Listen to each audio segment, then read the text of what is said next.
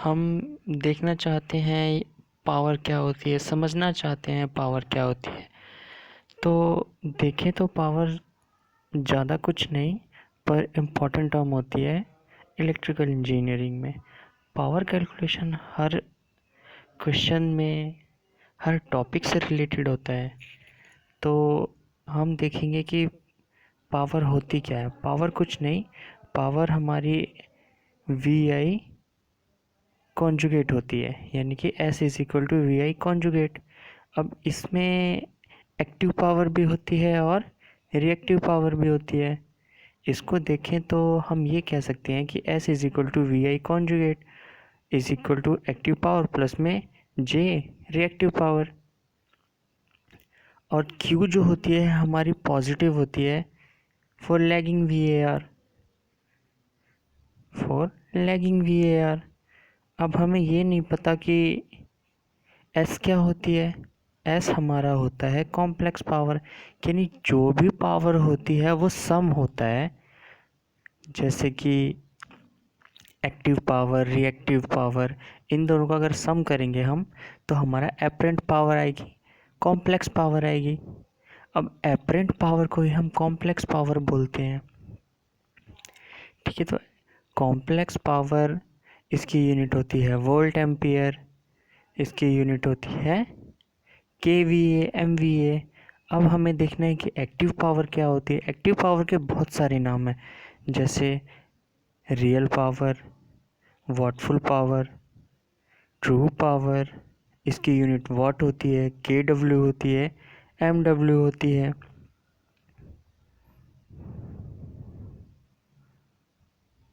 अब हम आगे देखते हैं कि पावर को हम कैसे कैलकुलेट कर सकते हैं। पावर के बारे में समझना चाहते हैं तो वो कैसे समझ सकते हैं। अब सिंपल पावर जो होती है वो S is equal to P plus में जे की होती है, ये भी बताया। अब इसको अगर हम देखें तो हमारा जो पाइथागोरस होता है उससे हम एक पावर ट्रायंगल बना सकते हैं। उसमें क्या होता है, एक हमारा S होता है, यानी कि जो सम होगा दोनों पावर का वो एपरेंट पावर होगा, और जो सम होते हैं उसका स्क्वायर करेंगे, एक्टिव पावर, रिएक्टिव पावर, तो ये हमारा क्या बन जाएगा, एपरेंट पावर। अगर हम इसका मॉड निकालें तो mod S is equal to में होगा under root P square plus में जे क्यू स्क्वायर। इसका मतलब होगा कि अगर हमें एपरेंट पावर की वैल्यू निकालनी है तो under root active power plus square plus में रिएक्टिव पावर का स्क्वायर, इससे हमारा एपरेंट पावर निकल जाएगा। अगर हम इसे क्वेश्चन में करें तो इससे हमारा एपरेंट पावर इजीली निकल सकता है, हम कैलकुलेट कर सकते हैं। अब आगे देखते हैं पावर ट्रायंगल। जैसे कि अभी मैंने बोला कि पावर ट्रायंगल में सम होता है हमारा जो एपरेंट पावर होता है हाइपोटेनस इज इक्वल टू में परपेंडिकुलर स्क्वायर प्लस में बेस का स्क्वायर। इसमें जो ये फाई दिख रहा है ये कुछ नहीं होता, ये एंगल होता है एपरेंट पावर और एक्टिव पावर के बीच का। Power factor cos phi is equal to P by S, यहाँ से हम पावर फैक्टर भी कैलकुलेट कर सकते हैं। अब हम आगे देखते हैं एक्टिव पावर के बारे में जानते हैं। एक्टिव पावर क्या होता है। एक्टिव पावर जो होता है S कॉस फाई होता है। अब S क्या होता है हमारा, S होता है हमारा कॉम्प्लेक्स पावर, एपरेंट पावर। यानी कि अगर हम एपरेंट पावर में कॉस फाई को मल्टीप्लाई कर दे तो हमारा क्या आ जाएगा, एक्टिव पावर आ जाएगा।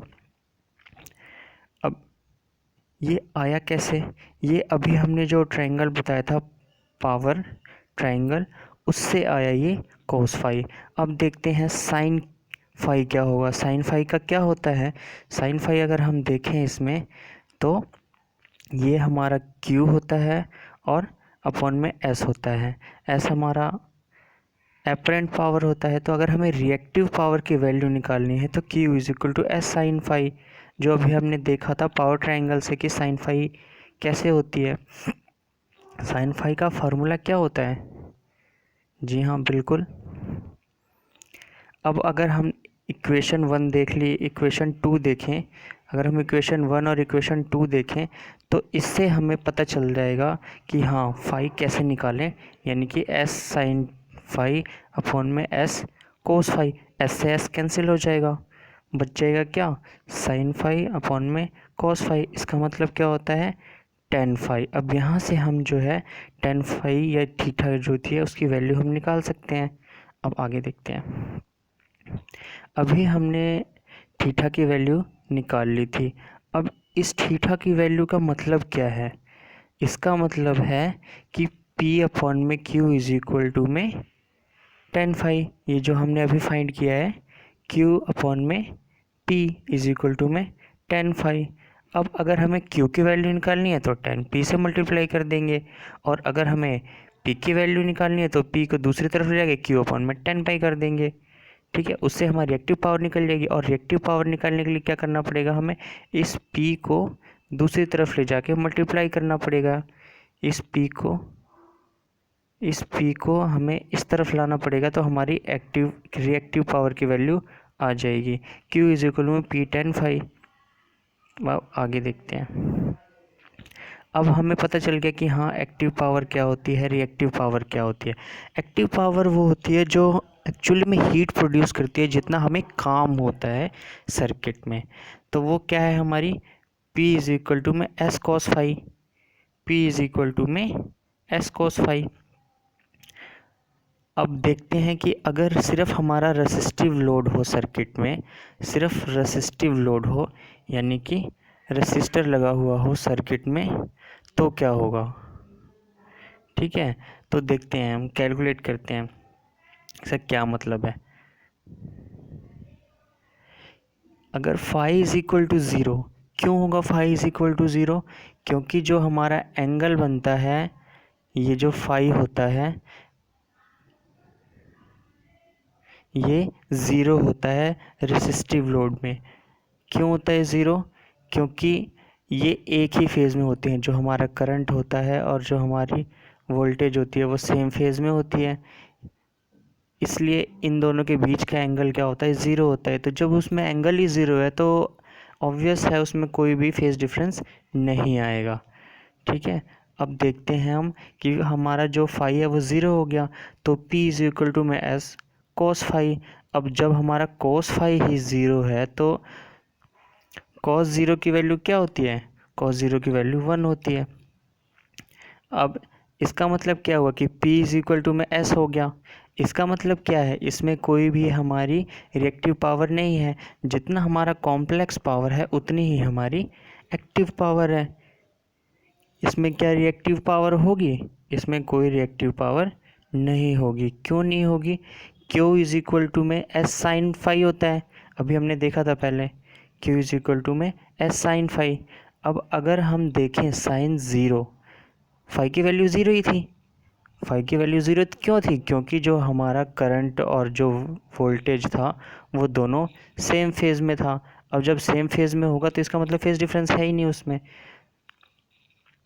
तो थीटा फाई क्या होगा? हमारा ज़ीरो हो गया। अब साइन ज़ीरो की वैल्यू ज़ीरो होती है, तो Q इज़ इक्वल टू कितना आया? Q इज़ इक्वल टू में आया ज़ीरो, क्योंकि कोई भी वैल्यू नहीं है। ठीक है, अब इसको हम कंपेयर करते हैं पावर फैक्टर से। अब जब हमारा रेसिस्टिव लोड होगा, प्योर रेसिस्टिव लोड होगा, तो पावर फैक्टर क्या होगा हमारा? पावर फैक्टर होता है हमारा एक्टिव पावर अपॉन में एपरेंट पावर, P अपॉन में P प्लस जे क्यू। अब जब हमारा जे क्यू है ही नहीं, रिएक्टिव पावर है ही नहीं, तो ये तो जे क्यू हमारा कितना हो गया? ज़ीरो हो गया। जे क्यू क्या हो गया? हमारा ज़ीरो हो गया। तो क्या बना ये? P upon active power upon में एक्टिव पावर। अब एक्टिव पावर कैंसिल हो गए, तो पावर फैक्टर कितना आ गया? 1 आ गया। इसका मतलब क्या हुआ कि जब हमारा लोड जो होगा वो रेसिस्टिव होगा तो हमारा पावर फैक्टर कितना होगा? 1 होगा। और जो एक्टिव पावर ही सर्किट में सप्लाई होगी, रेसिस्टिव लोड को रिएक्टिव पावर की ज़रूरत नहीं होती है। चलिए अब आगे देखते हैं। आगे का हम नेक्स्ट वीडियो में देखेंगे। Thank you.